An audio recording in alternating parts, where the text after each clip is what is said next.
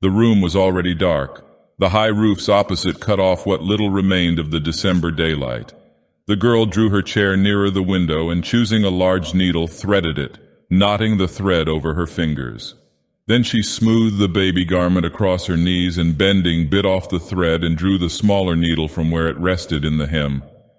When she had brushed away the stray threads and bits of lace, she laid it again over her knees caressingly. Then she slipped the threaded needle from her corsage and passed it through a button. But as the button spun down the thread, her hand faltered. The thread snapped, and the button rolled across the floor. She raised her head. Her eyes were fixed on a strip of waning light above the chimneys. From somewhere in the city came sounds like the distant beating of drums, and beyond, far beyond, a vague muttering, now growing, swelling, rumbling in the distance like the pounding of surf upon the rocks, now like the surf again, receding, growling, menacing. The cold had become intense, a bitter, piercing cold which strained and snapped at joist and beam and turned the slush of yesterday to flint. From the street below, every sound broke sharp and metallic, the clatter of sabots, the rattle of shutters, or the rare sound of a human voice. The air was heavy, weighted with the black cold as with a pall. To breathe was painful, to move an effort. In the desolate sky there was something that wearied, in the brooding clouds, something that saddened. It penetrated the freezing city cut by the freezing river, the splendid city with its towers and domes, its quays and bridges and its 1,000 spires. It entered the squares, it seized the avenues and the palaces, stole across bridges and crept among the narrow streets of the Latin Quarter, gray under the gray of the December sky, sadness, utter sadness. A fine icy sleet was falling, powdering the pavement with a tiny crystalline dust. It sifted against the window panes and drifted in heaps along the sill. The light at the window had nearly failed, and the girl bent low over her work. Presently she raised her head, brushing the curls from her eyes. "Jack? Dearest? Don't forget to clean your palette," he said. "All right," and picking up the palette, sat down upon the floor in front of the stove. His head and shoulders were in the shadow, but the firelight fell across his knees and glimmered red on the blade of the palette knife. Full in the firelight beside him stood a color box. On the lid was carved, J. Trent, École des Beaux-Arts, 1870. This inscription was ornamented with an American and a French flag. The sleet blew against the window panes, covering them with stars and diamonds, then, melting from the warmer air within, ran down and froze again in fern-like traceries. A dog whined, and the patter of small paws sounded on the zinc behind the stove. "Jack, dear, do you think Hercules is hungry?" The patter of paws was redoubled behind the stove. "He's whining," she continued nervously. "And if it isn't because he's hungry, it is because—" Her voice faltered. A loud humming filled the air. The windows vibrated. "Oh, Jack!" she cried. "Another—" But her voice was drowned in the scream of a shell tearing through the clouds overhead. "That is the nearest yet," she murmured. "Oh, no," he answered cheerfully. "It probably fell way over by Montmartre." And as she did not answer, he said again with exaggerated unconcern, "They wouldn't take the trouble to fire at the Latin Quarter anyway. They haven't a battery that can hurt it." After a while she spoke up brightly. "Jack, dear, when are you going to take me to see Monsieur West's statues?" "I will bet," he said, throwing down his palette and walking over to the window beside her, "that Colette has been here today." "Why?" she asked, opening her eyes very wide. Then, "Oh, it's too bad. Really, men are tiresome when they think they know everything. And I warn you that if Monsieur West is vain enough to imagine that Colette—" From the north another shell came whistling and quavering through the sky, passing above them with long-drawn screech which left the windows singing. "That," he blurted out, "was too near for comfort." They were silent for a while, then he spoke again gaily. "Go on, Sylvia, and whither poor West." But she only sighed. "Oh dear, I can never seem to get used to the shells." He sat down on the arm of the chair beside her. Her scissors fell jingling to the floor. She tossed the unfinished frock after them and, putting both arms about his neck, drew him down into her lap. "Don't go out tonight, Jack." He kissed her uplifted face. "You know I must. Don't make it hard for me." "But when I hear the shells and know you are out in the city—" "But they all fall in Montmartre. They may all fall in the Beaux-Arts. You said yourself that 2 struck the Quai d'Orsay. Mere accident. Jack, have pity on me. Take me with you." "And who will there be to get dinner?" She rose and flung herself on the bed. "Oh, I can't get used to it, and I know you must go, but I beg you not to be late to dinner. If you knew what I suffer, I cannot help it, and you must be patient with me, dear." He said, "It is as safe there as it is in our own house." She watched him fill for her the alcohol lamp, and when he had lighted it and had taken his hat to go, she jumped up and clung to him in silence. After a moment he said, "Now, Sylvia, remember my courage is sustained by yours. Come, I must go." She did not move, and he repeated, "I must go." Then she stepped back, and he thought she was going to speak and waited, but she only looked at him, and a little impatiently he kissed her again, saying, "Don't worry, dearest."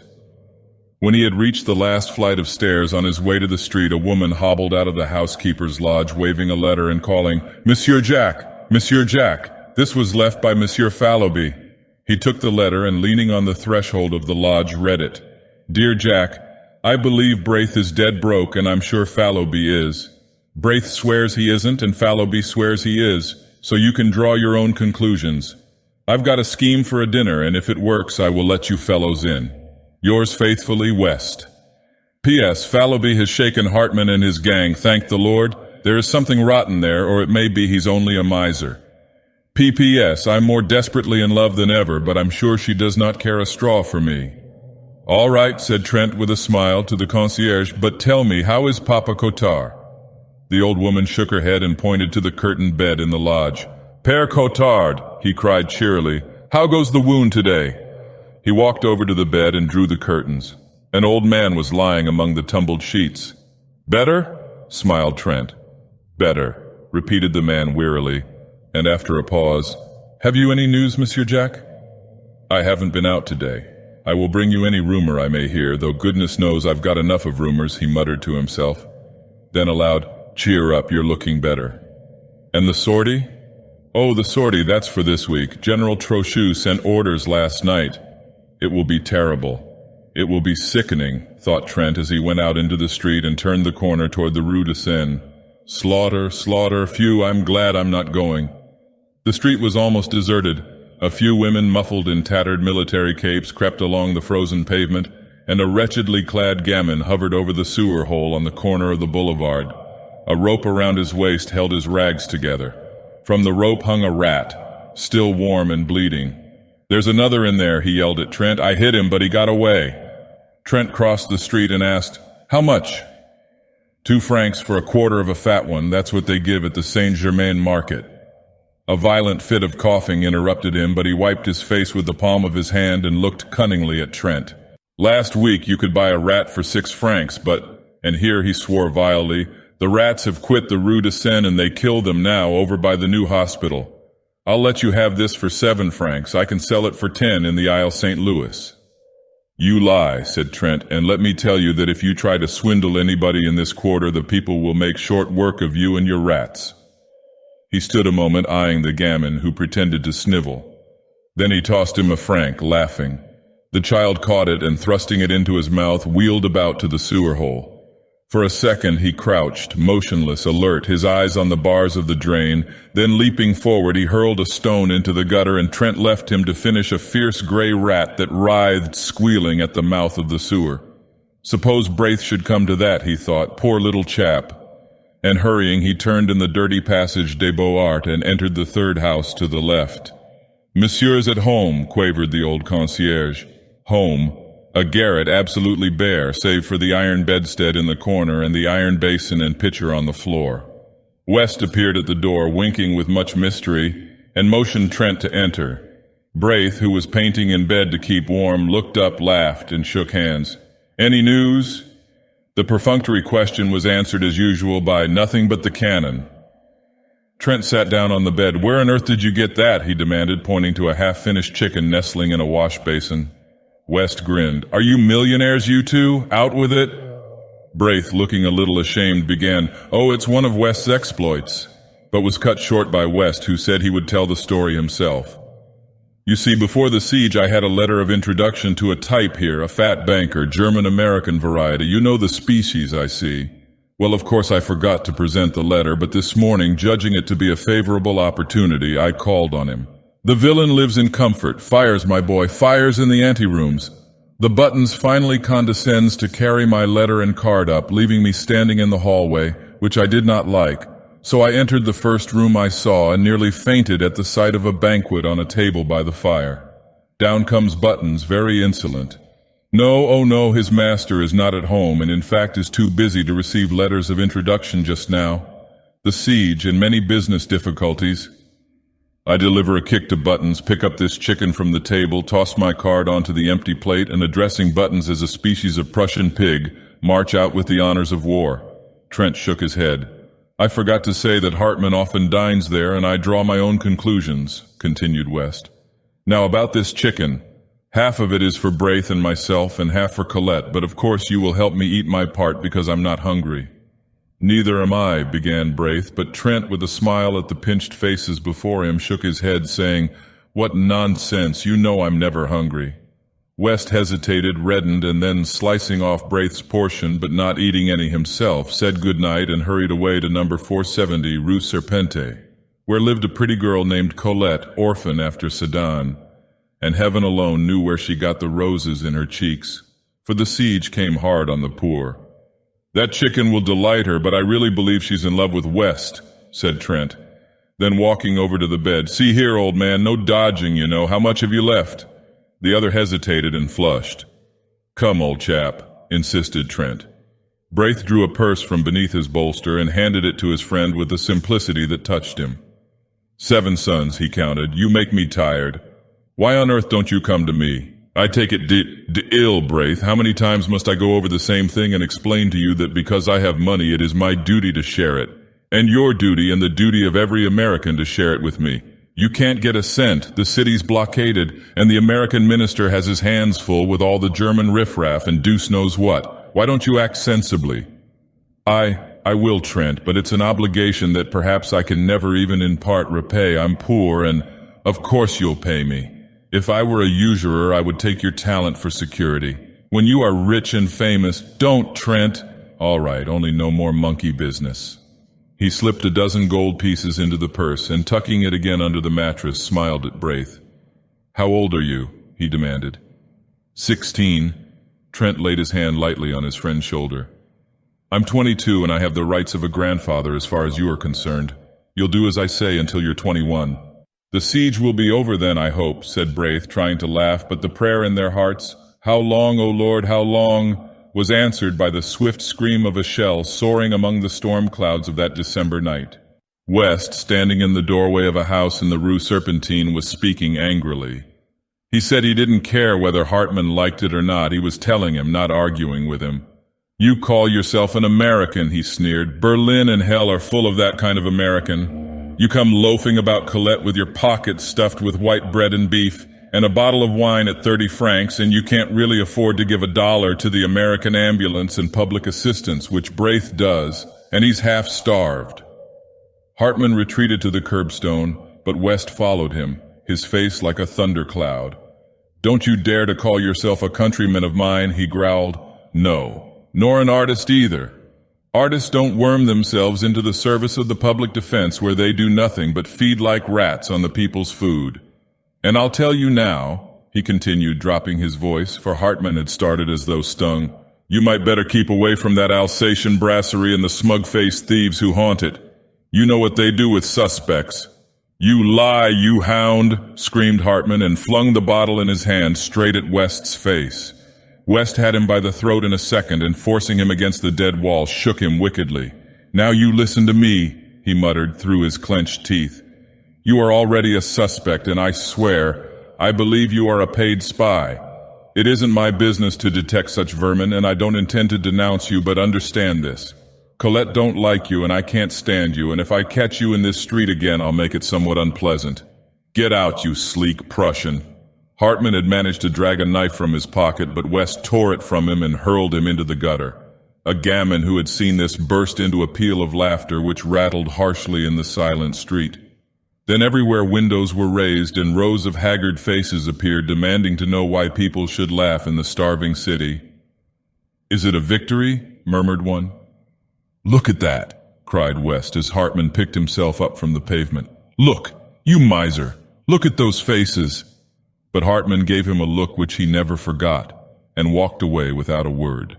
Trent, who suddenly appeared at the corner, glanced curiously at West, who merely nodded toward his door, saying, "Come in, Fallowby's upstairs." "What are you doing with that knife?" demanded Fallowby as he and Trent entered the studio. West looked at his wounded hand, which still clutched the knife, but saying, "Cut myself by accident," tossed it into a corner and washed the blood from his fingers. Fallowby, fat and lazy, watched him without comment, but Trent, half divining how things had turned, walked over to Fallowby, smiling. "I've a bone to pick with you," he said. "Where is it? I'm hungry," replied Fallowby with affected eagerness, but Trent, frowning, told him to listen. "How much did I advance you a week ago?"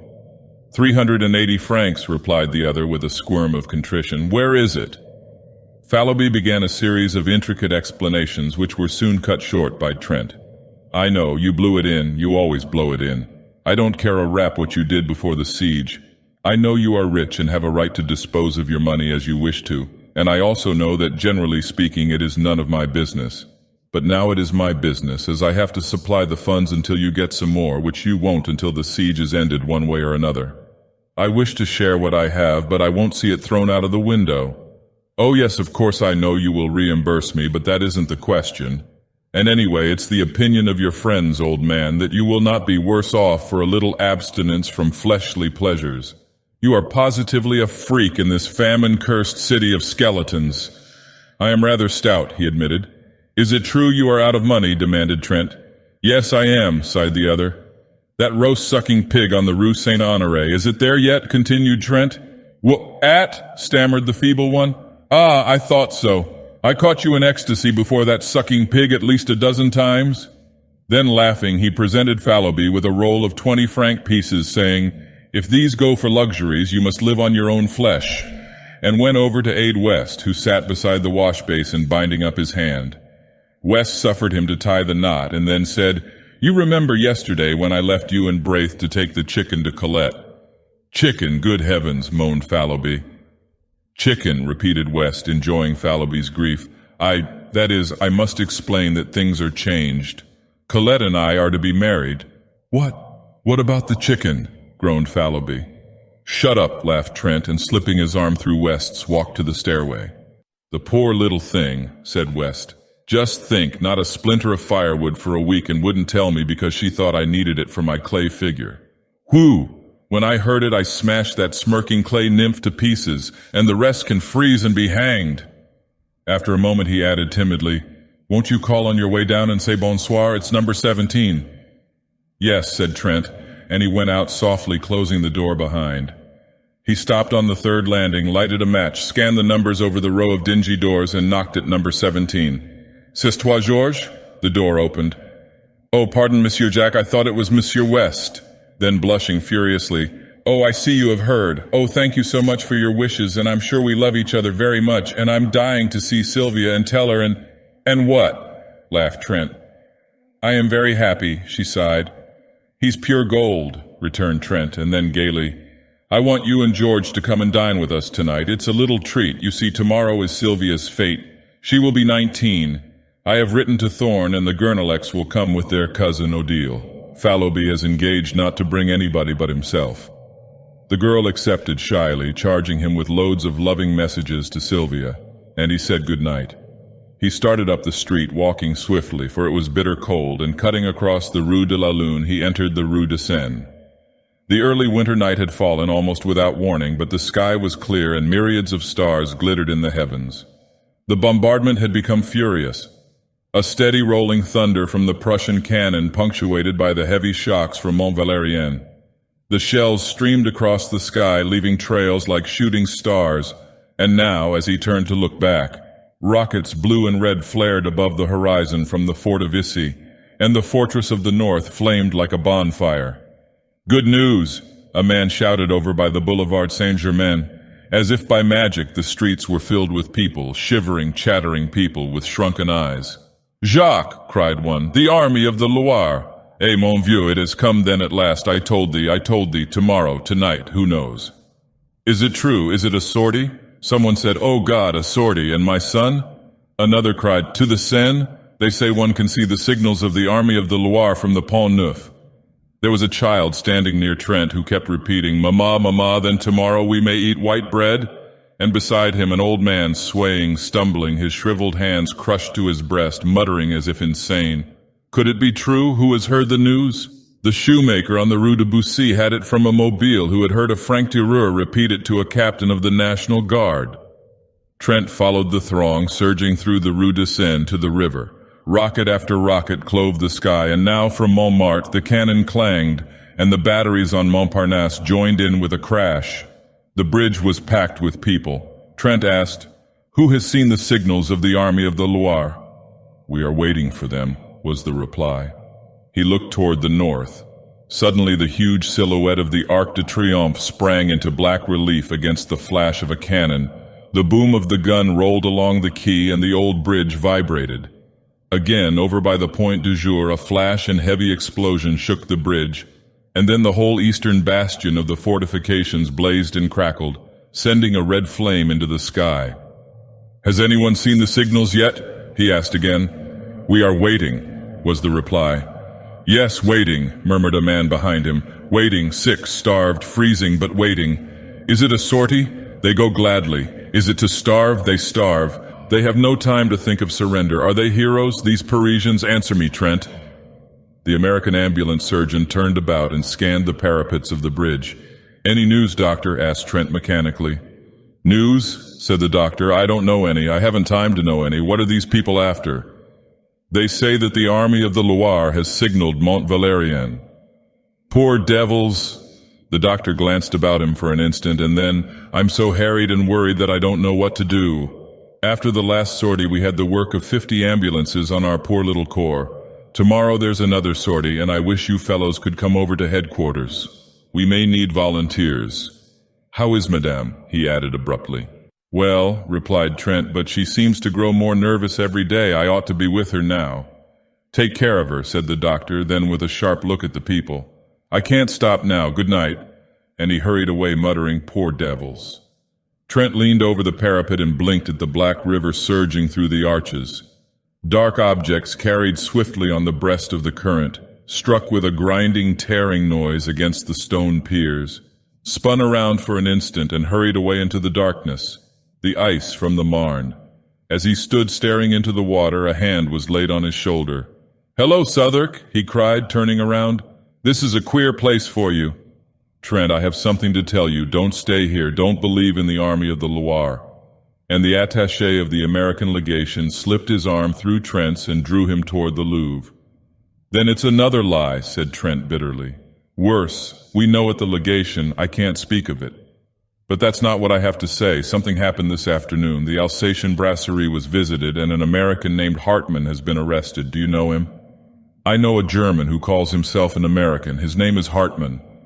"Well, he was arrested about 2 hours ago. They mean to shoot him." "What?" "Of course, we at the legation can't allow them to shoot him offhand, but the evidence seems conclusive." "Is he a spy?" "Well, the papers seized in his rooms are pretty damning proofs, and besides he was caught, they say, swindling the Public Food Committee. He drew rations for 50, how, I don't know. He claims to be an American artist here, and we have been obliged to take notice of it at the legation. It's a nasty affair.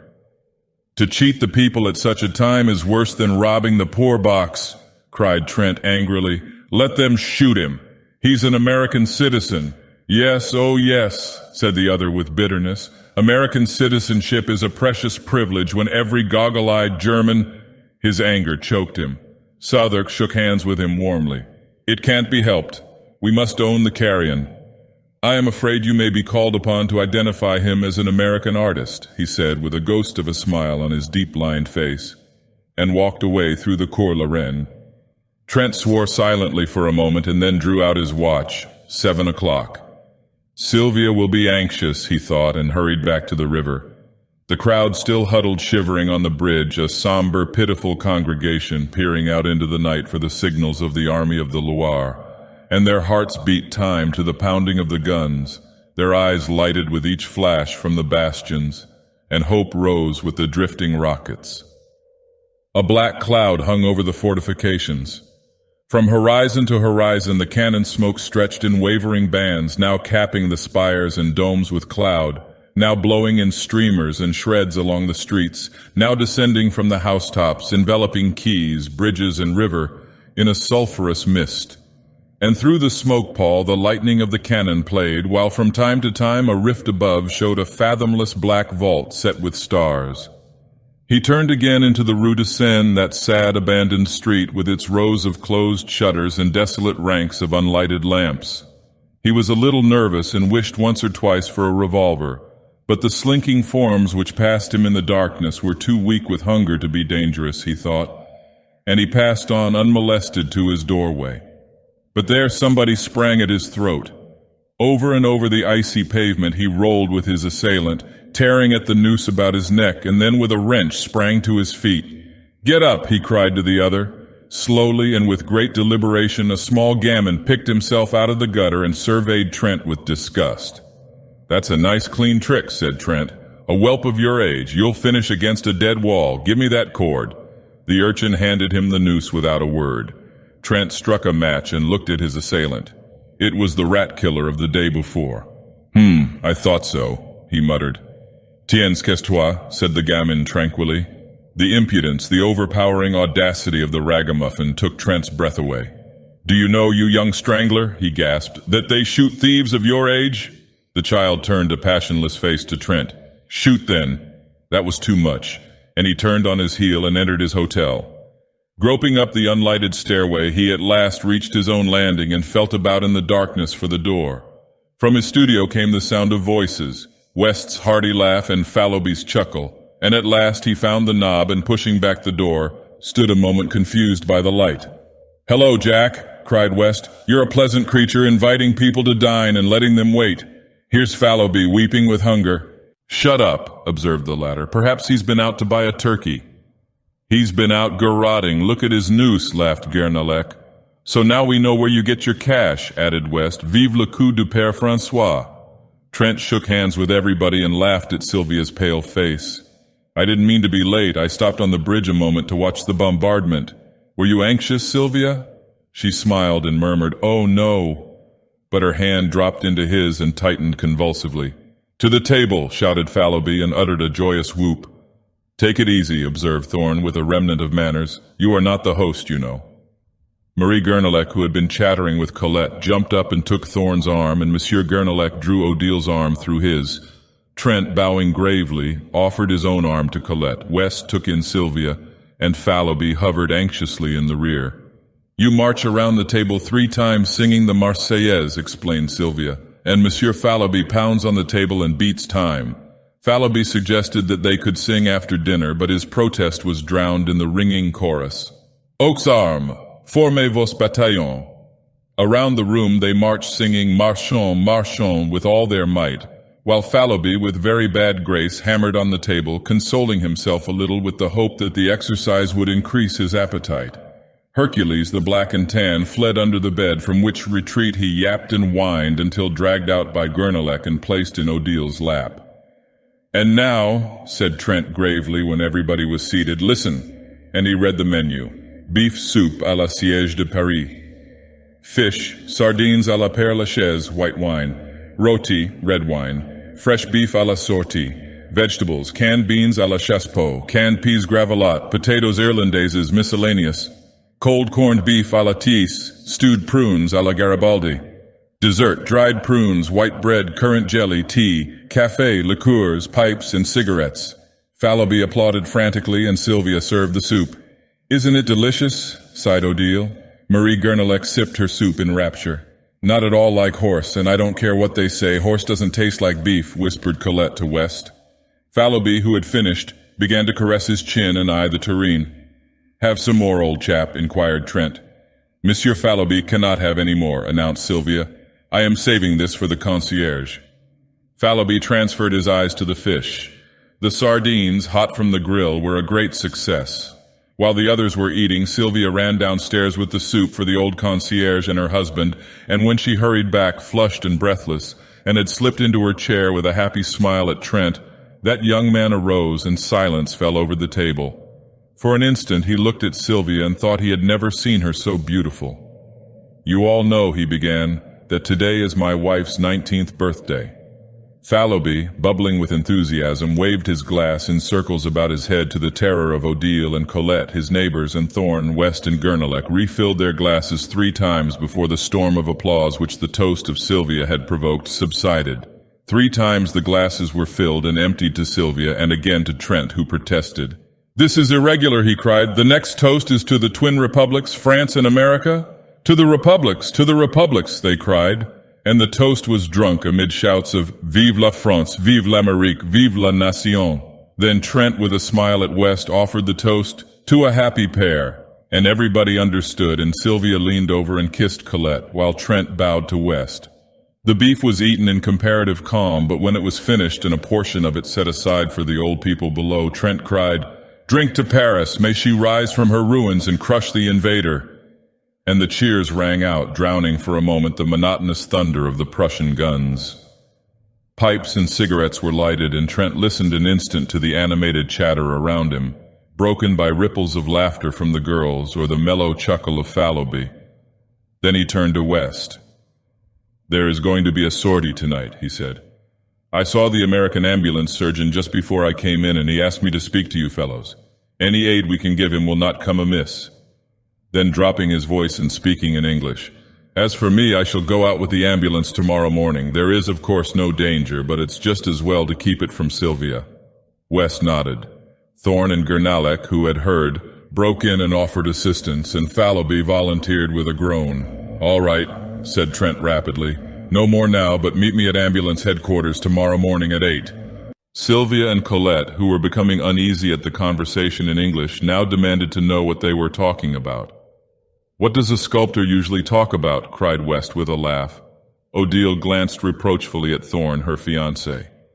"You are not French, you know, and it is none of your business, this war," said Odile with much dignity. Thorn looked meek, but West assumed an air of outraged virtue. "It seems," he said to Fallowby, "that a fellow cannot discuss the beauties of Greek sculpture in his mother tongue without being openly suspected."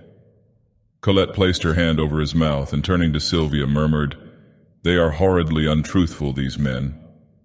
"I believe the word for ambulance is the same in both languages," said Marie Gernelek saucily. "Sylvia, don't trust Monsieur Trent." "Jack," whispered Sylvia, "promise me." A knock at the studio door interrupted her. "Come in," cried Fallowby, but Trent sprang up and, opening the door, looked out. Then, with a hasty excuse to the rest, he stepped into the hallway and closed the door. When he returned, he was grumbling. "What is it, Jack?" cried West. "What is it?" repeated Trent savagely. "I'll tell you what it is. I have received a dispatch from the American minister to go at once and identify and claim as a fellow countryman and a brother artist, a rascally thief and a German spy." "Don't go," suggested Fallowby. "If I don't, they'll shoot him at once." "Let them," growled Thorn. "Do you fellows know who it is?" "Hartman," shouted West, inspired. Sylvia sprang up deathly white, but Odile slipped her arm around her and supported her to a chair, saying calmly, "Sylvia has fainted. It's the hot room. Bring some water." Trent brought it at once. Sylvia opened her eyes and after a moment rose and, supported by Marie Gernelek and Trent, passed into the bedroom. It was the signal for breaking up, and everybody came and shook hands with Trent, saying they hoped Sylvia would sleep it off and that it would be nothing. When Marie Gernelek took leave of him, she avoided his eyes, but he spoke to her cordially and thanked her for her aid. "Anything I can do, Jack?" inquired West, lingering, and then hurried downstairs to catch up with the rest. Trent leaned over the banisters, listening to their footsteps and chatter, and then the lower door banged and the house was silent. He lingered, staring down into the blackness, biting his lips. Then, with an impatient movement, "I am crazy," he muttered, and lighting a candle went into the bedroom. Sylvia was lying on the bed. He bent over her, smoothing the curly hair on her forehead. "Are you better, dear Sylvia?" She did not answer, but raised her eyes to his. For an instant he met her gaze, but what he read there sent a chill to his heart, and he sat down, covering his face with his hands. At last she spoke in a voice changed and strained, a voice which he had never heard, and he dropped his hands and listened, bolt upright in his chair. "Jack, it has come at last. I have feared it and trembled. Ah, how often have I lain awake at night with this on my heart and prayed that I might die before you should ever know of it? For I love you, Jack, and if you go away I cannot live. I have deceived you. It happened before I knew you, but since that first day when you found me weeping in the Luxembourg and spoke to me, Jack, I have been faithful to you in every thought and deed. I loved you from the first, and did not dare to tell you this, fearing that you would go away. And since then my love has grown, and oh, I suffered, but I dared not tell you, and now you know, but you do not know the worst. For him, now what do I care? He was cruel, oh so cruel. She hid her face in her arms. Must I go on? Must I tell you? Can you not imagine? Oh, Jack! He did not stir. His eyes seemed dead. I was so young, I knew nothing, and he said that he loved me. Trent rose and struck the candle with his clenched fist, and the room was dark. The bells of St. Sulpice tolled the hour, and she started up, speaking with feverish haste. I must finish. When you told me you loved me, you asked me nothing, but then, even then, it was too late, and that other life which binds me to him must stand forever between you and me. For there is another whom he has claimed and is good to. He must not die. They cannot shoot him for that other's sake. Trent sat motionless, but his thoughts ran on in an interminable whirl. Sylvia, little Sylvia, who shared with him his student life, who bore with him the dreary desolation of the siege without complaint, this slender blue-eyed girl whom he was so quietly fond of, whom he teased or caressed as the whim suited, who sometimes made him the least bit impatient with her passionate devotion to him. Could this be the same Sylvia who lay weeping there in the darkness? Then he clenched his teeth.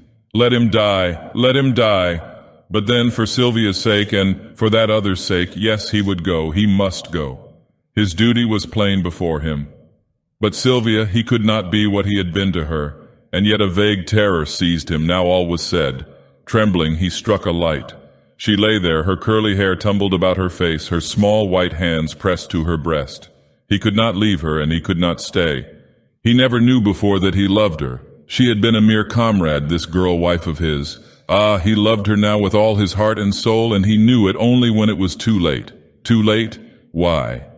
Then he thought of that other one, binding her, linking her forever to the creature who stood in danger of his life. With an oath he sprang to the door, but the door would not open, or was it that he pressed it back, locked it, and flung himself on his knees beside the bed, knowing that he dared not for his life's sake leave what was his all in life. It was 4 a.m. when he came out of the prison of the condemned with the secretary of the American legation.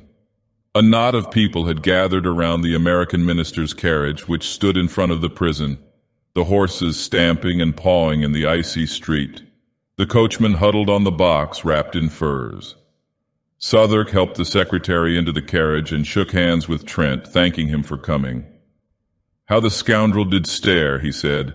Your evidence was worse than a kick, but it saved his skin for the moment at least, and prevented complications. The secretary sighed. We have done our part, now let them prove him a spy, and we wash our hands of him. Jump in, Captain. Come along, Trent. I have a word to say to Captain Southwark. I won't detain him, said Trent hastily, and dropping his voice. Southwark, help me now.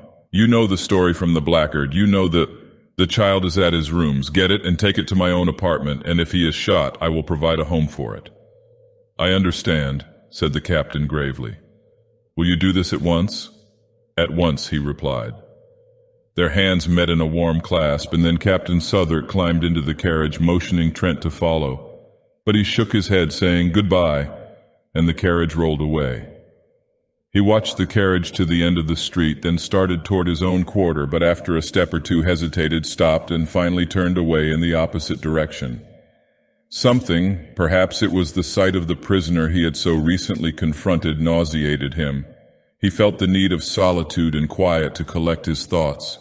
The events of the evening had shaken him terribly, but he would walk it off, forget, bury everything, and then go back to Sylvia.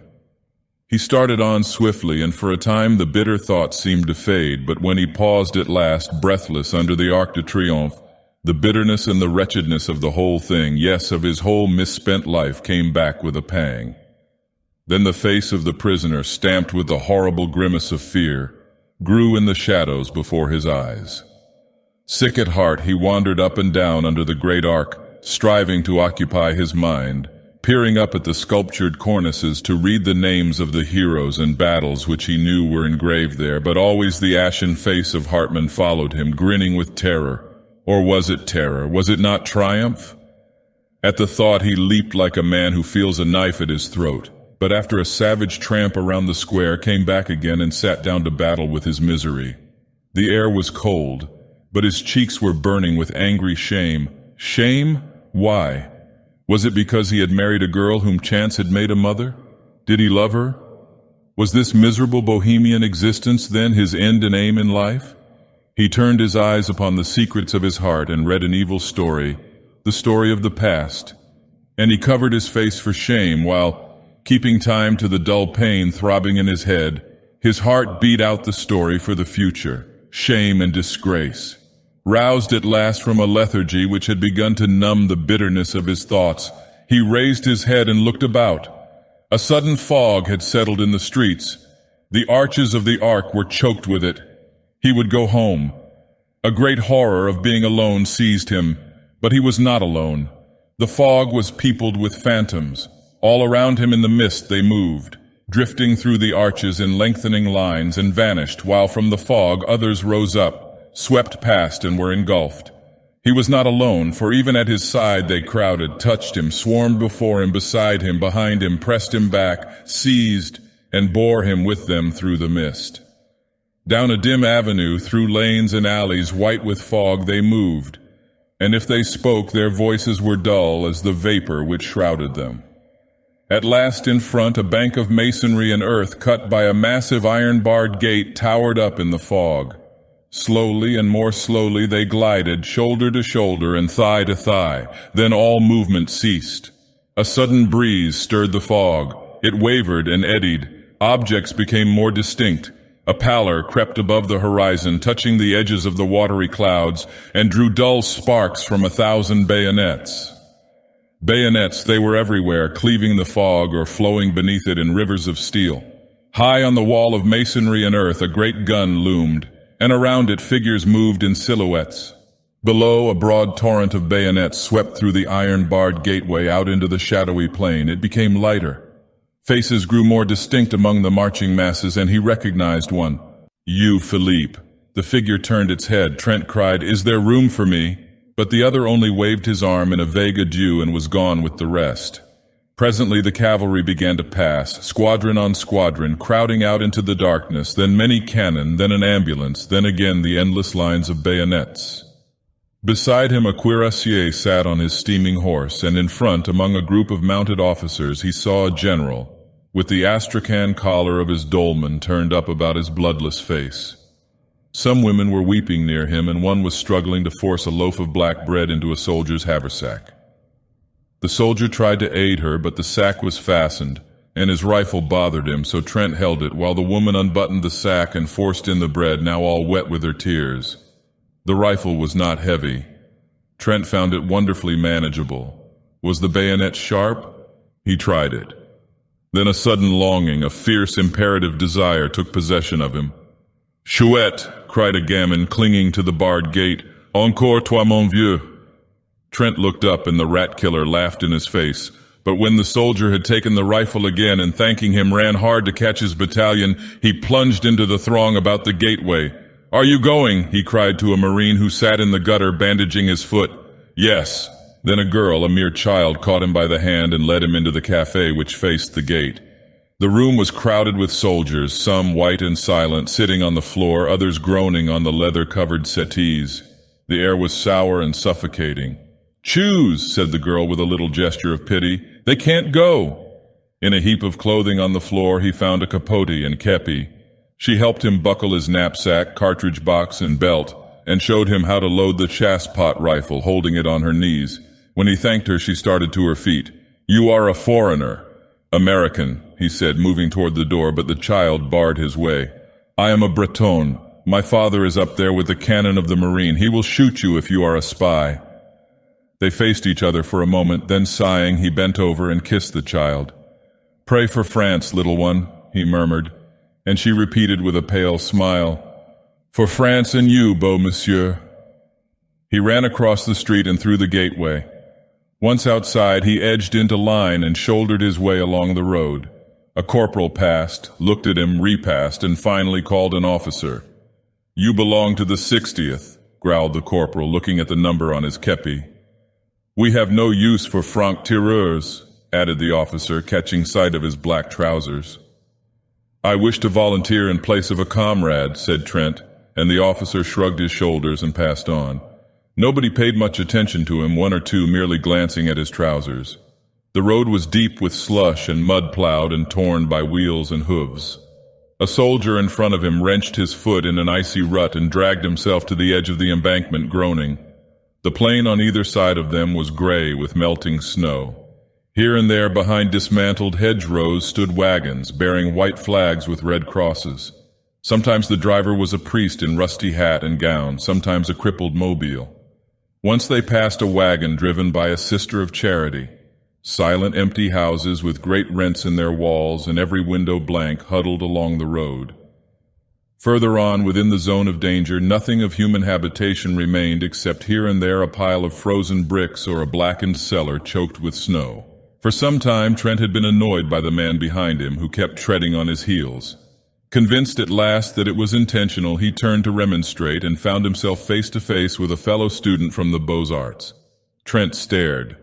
"I thought you were in the hospital." The other shook his head, pointing to his bandaged jaw. "I see you can't speak. Can I do anything?" The wounded man rummaged in his haversack and produced a crust of black bread. "He can't eat it. His jaw is smashed, and he wants you to chew it for him," said the soldier next to him. Trent took the crust and, grinding it in his teeth morsel by morsel, passed it back to the starving man. From time to time, mounted orderlies sped to the front, covering them with slush. It was a chilly, silent march through sodden meadows wreathed in fog. Along the railroad embankment across the ditch, another column moved parallel to their own. Trent watched it, a somber mass, now distinct, now vague, now blotted out in a puff of fog. Once for half an hour he lost it, but when again it came into view, he noticed a thin line detach itself from the flank and, bellying in the middle, swing rapidly to the west. At the same moment, a prolonged crackling broke out in the fog in front. Other lines began to slough off from the column, swinging east and west, and the crackling became continuous. A battery passed at full gallop, and he drew back with his comrades to give it way. It went into action a little to the right of his battalion, and as the shot from the first rifled piece boomed through the mist, the cannon from the fortifications opened with a mighty roar. An officer galloped by shouting something which Trent did not catch, but he saw the ranks in front suddenly part company with his own and disappear in the twilight. More officers rode up and stood beside him, peering into the fog. Away in front, the crackling had become one prolonged crash. It was dreary waiting. Trent chewed some bread for the man behind, who tried to swallow it and after a while shook his head, motioning Trent to eat the rest himself. A corporal offered him a little brandy and he drank it, but when he turned around to return the flask, the corporal was lying on the ground. Alarmed, he looked at the soldier next to him, who shrugged his shoulders and opened his mouth to speak. But something struck him and he rolled over and over into the ditch below. At that moment, the horse of one of the officers gave a bound and backed into the battalion, lashing out with his heels. One man was ridden down, another was kicked in the chest and hurled through the ranks. The officer sank his spurs into the horse and forced him to the front again, where he stood trembling. The cannonade seemed to draw nearer. A staff officer, riding slowly up and down the battalion, suddenly collapsed in his saddle and clung to his horse's mane. One of his boots dangled, crimsoned and dripping, from the stirrup. Then out of the mist in front, men came running. The roads, the fields, the ditches were full of them, and many of them fell. For an instant he imagined he saw horsemen riding about like ghosts in the vapors beyond, and a man behind him cursed horribly, declaring he too had seen them, and that they were Uhlans. But the battalion stood inactive, and the mist fell again over the meadows. The colonel sat heavily upon his horse, his bullet-shaped head buried in the astrakhan collar of his dolman, his fat legs sticking straight out in the stirrups. The buglers clustered about him with bugles poised, and behind him a staff officer in a pale blue jacket smoked a cigarette and chatted with a captain of hussars. From the road in front came the sound of furious galloping, and an orderly reined up beside the colonel, who motioned him to the rear without turning his head. Then on the left a confused murmur arose which ended in a shout. A hussar passed like the wind, followed by another and another, and then squadron after squadron whirled by them into the sheeted mists. At that instant the colonel reared in his saddle, the bugles clanged, and the whole battalion scrambled down the embankment over the ditch and started across the soggy meadow. Almost at once, Trent lost his cap. Something snatched it from his head. He thought it was a tree branch. A good many of his comrades rolled over in the slush and ice, and he imagined that they had slipped. One pitched right across his path, and he stopped to help him up, but the man screamed when he touched him, and an officer shouted, "Forward! Forward!" So he ran on again. It was a long jog through the mist, and he was often obliged to shift his rifle. When at last they lay panting behind the railroad embankment, he looked about him. He had felt the need of action, of a desperate physical struggle, of killing and crushing. He had been seized with a desire to fling himself among masses and tear right and left. He longed to fire, to use the thin, sharp bayonet on his chasspot. He had not expected this. He wished to become exhausted, to struggle and cut until incapable of lifting his arm. Then he had intended to go home. He heard a man say that half the battalion had gone down in the charge, and he saw another examining a corpse under the embankment. The body, still warm, was clothed in a strange uniform, but even when he noticed the spiked helmet lying a few inches further away, he did not realize what had happened. The colonel sat on his horse a few feet to the left, his eyes sparkling under the crimson kepi. Trent heard him reply to an officer, "I can hold it, but another charge, and I won't have enough men left to sound a bugle." "Were the Prussians here?" Trent asked of a soldier who sat wiping the blood trickling from his hair. "Yes. The hussars cleaned them out. We caught their crossfire." "We are supporting a battery on the embankment," said another. Then the battalion crawled over the embankment and moved along the lines of twisted rails. Trent rolled up his trousers and tucked them into his woolen socks. But they halted again, and some of the men sat down on the dismantled railroad track. Trent looked for his wounded comrade from the Beaux-Arts. He was standing in his place, very pale. The cannonade had become terrific. For a moment the mist lifted. He caught a glimpse of the 1st Battalion motionless on the railroad track in front, of regiments on either flank, and then, as the fog settled again, the drums beat and the music of the bugles began away on the extreme left. A restless movement passed among the troops. The colonel threw up his arm, the drums rolled, and the battalion moved off through the fog. They were near the front now, for the battalion was firing as it advanced. Ambulances galloped along the base of the embankment to the rear, and the hussars passed and repassed like phantoms. They were in the front at last, for all about them was movement and turmoil, while from the fog, close at hand, came cries and groans and crashing volleys. Shells fell everywhere, bursting along the embankment, splashing them with frozen slush. Trent was frightened. He began to dread the unknown, which lay there crackling and flaming in obscurity. The shock of the cannon sickened him. He could even see the fog light up with a dull orange as the thunder shook the earth. It was near, he felt certain, for the colonel shouted, "Forward!" and the 1st Battalion was hastening into it. He felt its breath. He trembled, but hurried on. A fearful discharge in front terrified him. Somewhere in the fog, men were cheering, and the colonel's horse, streaming with blood, plunged about in the smoke. Another blast and shock right in his face almost stunned him, and he faltered. All the men to the right were down. His head swam, the fog and smoke stupefied him. He put out his hand for a support and caught something. It was the wheel of a gun carriage, and a man sprang from behind it, aiming a blow at his head with a rammer, but stumbled back shrieking with a bayonet through his neck, and Trent knew that he had killed. Mechanically he stooped to pick up his rifle, but the bayonet was still in the man, who lay, beating with red hands against the sod. It sickened him, and he leaned on the cannon. Men were fighting all around him now, and the air was foul with smoke and sweat. Somebody seized him from behind, and another in front, but others in turn seized them or struck them solid blows.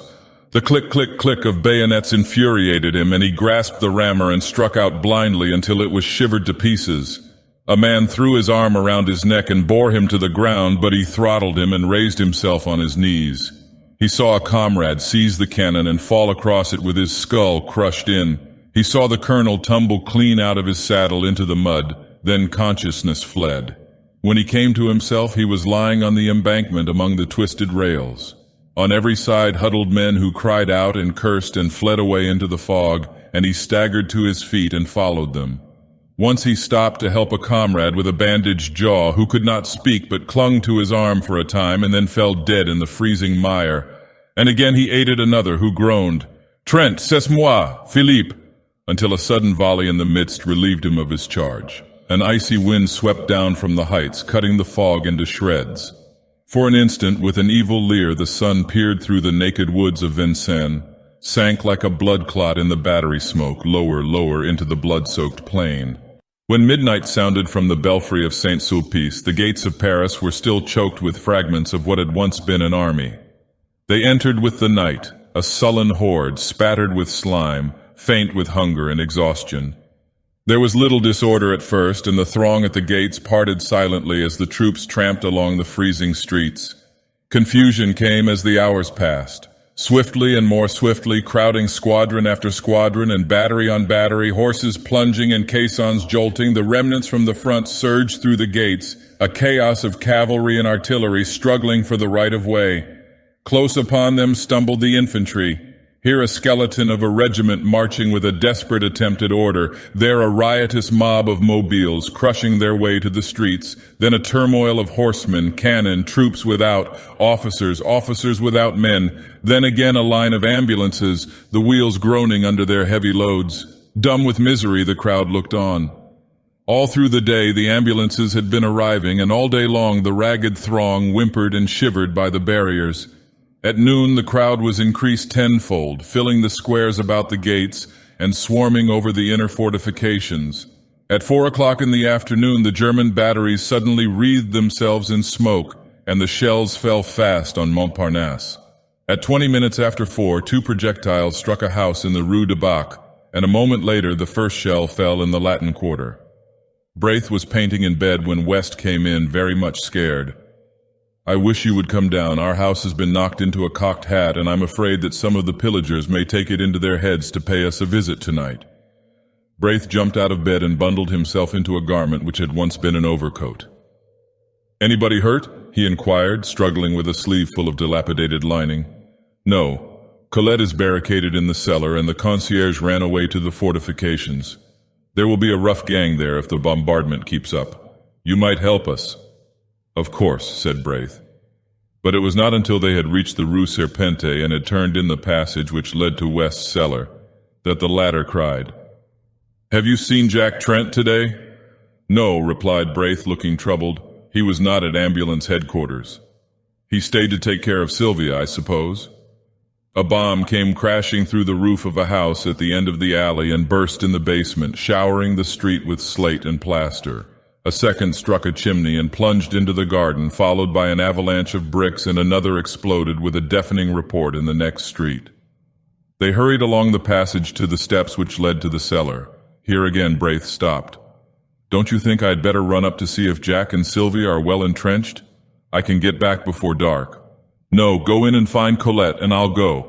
No, let me go. There's no danger." "I know it," replied West calmly, and dragging Braith into the alley, pointed to the cellar steps. The iron door was barred. "Colette, Colette," he called. The door swung inward, and the girl sprang up the stairs to meet them.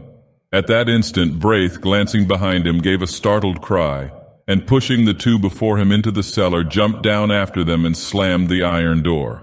A few seconds later, a heavy jar from the outside shook the hinges. "They are here," muttered West, very pale. "That door," observed Colette calmly, "will hold forever." Braith examined the low iron structure, now trembling with the blows rained on it from without. West glanced anxiously at Colette, who displayed no agitation, and this comforted him. "I don't believe they will spend much time here," said Braith. "They only rummage in cellars for spirits, I imagine, unless they hear that valuables are buried there." "But surely nothing is buried here," exclaimed Braith uneasily. "Unfortunately there is," growled West. "That miserly landlord of mine." A crash from the outside, followed by a yell, cut him short. Then blow after blow shook the doors until there came a sharp snap, a clinking of metal, and a triangular bit of iron fell inwards, leaving a hole through which struggled a ray of light. Instantly West knelt, and shoving his revolver through the aperture, fired every cartridge. For a moment the alley resounded with the racket of the revolver, then absolute silence followed. Presently a single questioning blow fell upon the door, and a moment later another and another, and then a sudden crack zigzagged across the iron plate. "Here," said West, seizing Colette by the wrist, "you follow me, Braith." And he ran swiftly toward a circular spot of light at the further end of the cellar. The spot of light came from a barred manhole above. West motioned Braith to mount on his shoulders. "Quick, old chap," cried the latter. Braith twisted his legs around a fence chain and leaned down again. The cellar was flooded with a yellow light, and the air reeked with the stench of petroleum torches. The iron door still held, but a whole plate of metal was gone, and now as they looked, a figure came creeping through, holding a torch. "Quick!" whispered Braith. "Jump!" And West hung dangling until Colette grasped him by the collar and he was dragged out. Then her nerves gave way and she wept hysterically. But West threw his arm around her and led her across the gardens into the next street, where Braith, after replacing the manhole cover and piling some stone slabs from the wall over it, rejoined them. It was almost dark. They hurried through the street, now only lighted by burning buildings or the swift glare of the shells.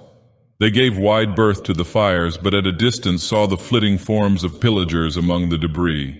Sometimes they passed a female fury crazed with drink shrieking anathemas upon the world, or some slouching lout whose blackened face and hands betrayed his share in the work of destruction.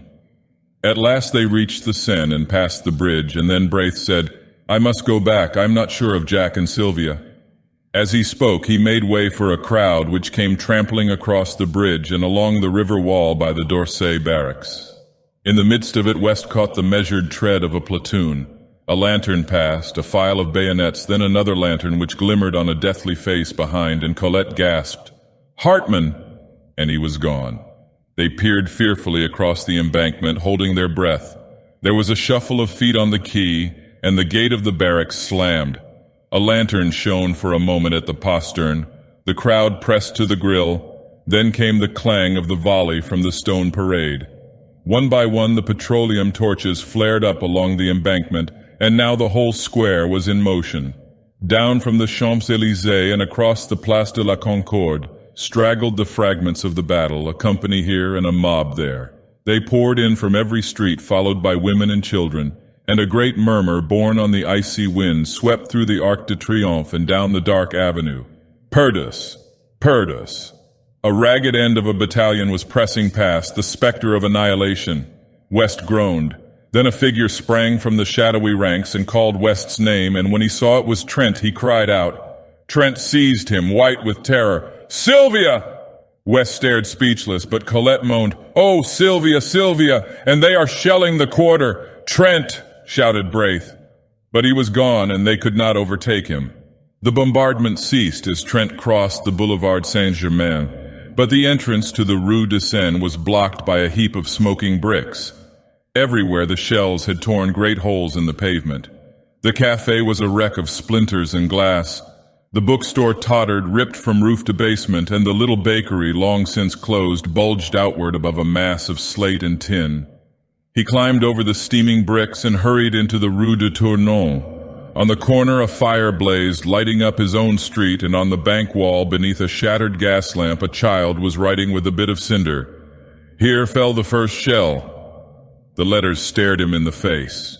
The rat killer finished and stepped back to view his work, but catching sight of Trent's bayonet, screamed and fled, and as Trent staggered across the shattered street from holes and crannies in the ruins, fierce women fled from their work of pillage, cursing him. At first he could not find his house, for the tears blinded him, but he felt along the wall and reached the door. A lantern burned in the concierge's lodge, and the old man lay dead beside it. Faint with fright, he leaned a moment on his rifle, then snatching the lantern, sprang up the stairs. He tried to call, but his tongue hardly moved. On the second floor he saw plaster on the stairway, and on the third the floor was torn and the concierge lay in a pool of blood across the landing.